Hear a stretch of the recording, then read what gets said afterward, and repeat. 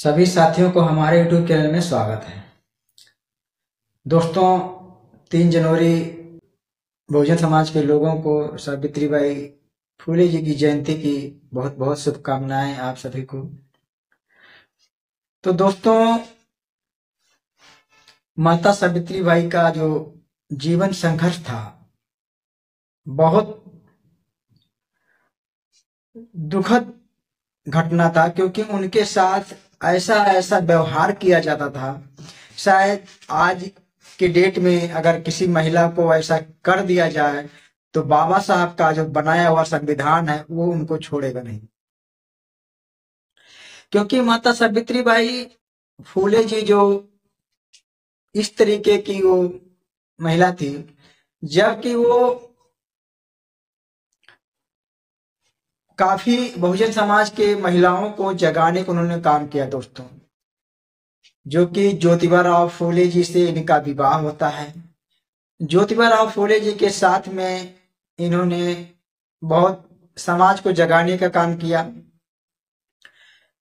जबकि भारत के प्रथम अध्यापक ज्योतिबा राव फुले जी और अध्यापिका माता सावित्रीबाई फुले जी, अगर माता सावित्रीबाई फुले जी अगर हमारे बीच में नहीं आई होती, यानी भारत के अंदर नहीं आई होती, तो ये आप समझ लीजिए महिलाओं को जो है पढ़ने को शायद मिलता नहीं, क्योंकि उनको इसके बारे में पता ही नहीं था कि हम पढ़ करके क्या करेंगे। क्योंकि माता सावित्रीबाई फुले ने ज्योतिबा राव फुले जी के साथ में जब वो आई तो वो जो है लोगों को जगाने की काम की, महिलाओं को जो है शिक्षा के बारे में बताने का काम किया, महिलाओं को शिक्षा देने का काम किया। तो दोस्तों, इस तरीके से उनके ऊपर जो जातवादी लोग थे उनके ऊपर बहुत अत्याचार करते थे दोस्तों। जबकि माता सावित्रीबाई फुले जी के ऊपर जो ये जातवादी मानसिकता के लोग थे, उनके बच्चे, उनकी औरतें, उनके घर के लोग, जब माता सावित्रीबाई निकलती थी महिलाओं को जागरूक करने के लिए, तब उनके ऊपर कीचड़ बहाया जाता था दोस्तों, गोबर बहाया जाता था दोस्तों। तो इस तरीके का जातवादी लोगों ने उनके साथ व्यवहार करते थे और शिक्षा से लोगों को वंचित रखने के लिए उनको बताते थे कि तुम ये काम क्यों करते हो। तो दोस्तों, जिस तरीके से माता सावित्रीबाई का जीवन संघर्ष रहा, बहुत दुख में बीता हुआ है। अगर लोग, बहुजन समाज के लोग उनकी बात को समझे और जाने तो काफी उसमें रहस्य निकलता है, काफी कुछ ऐसे चीज होता है जो बहुजन समाज को आगे बढ़ाने का काम करता है।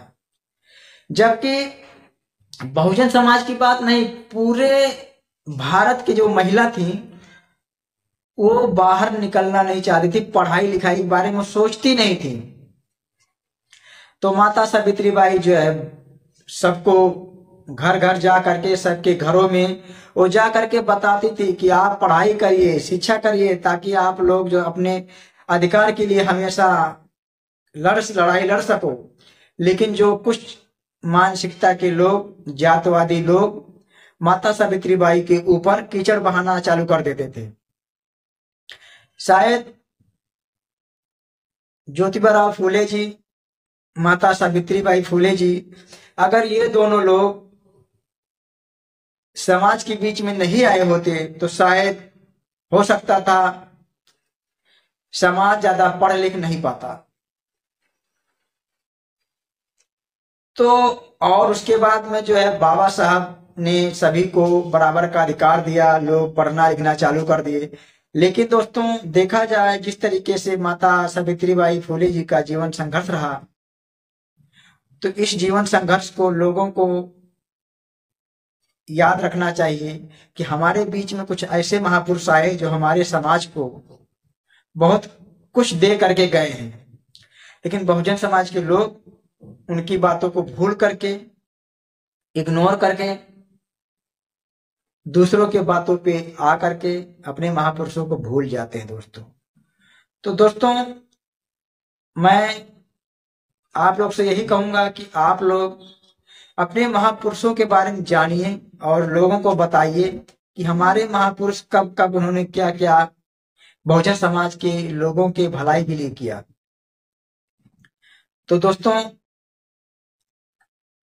माता सावित्रीबाई फुले जी की जयंती की बहुत सारी शुभकामनाएं आप सभी को दोस्तों। और जो है, आप लोग माता सावित्रीबाई फुले जी की जयंती अपने घर पे मना सकते हैं, जबकि वो शिक्षा की देवी हैं, शिक्षा की जननी हैं। शिक्षा देने वाली समझिए प्रथम महिला अध्यापक माता सावित्रीबाई फुले जी थी, और अध्यापक ज्योतिबा फुले जी थे। यानी शिक्षका माता सावित्रीबाई फुले जी और शिक्षक ज्योतिबा फुले जी थे।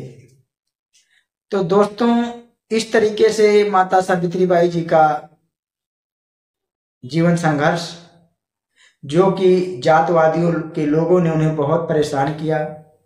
तो बहुजन समाज से मेरा रिक्वेस्ट है, निवेदन है कि आप लोग अपने महापुरुषों का ध्यान रखें। जब जब अपने महापुरुषों का जयंती आए या पुण्यतिथि आए, तो उसके बारे में आप लोग जाने जरूर, और अपने बच्चों को बताएं कि देखिए, ये लोग हमारे लिए भगवान से कम नहीं हैं। तो दोस्तों, सभी साथियों को हमारे वीडियो देखने के लिए धन्यवाद।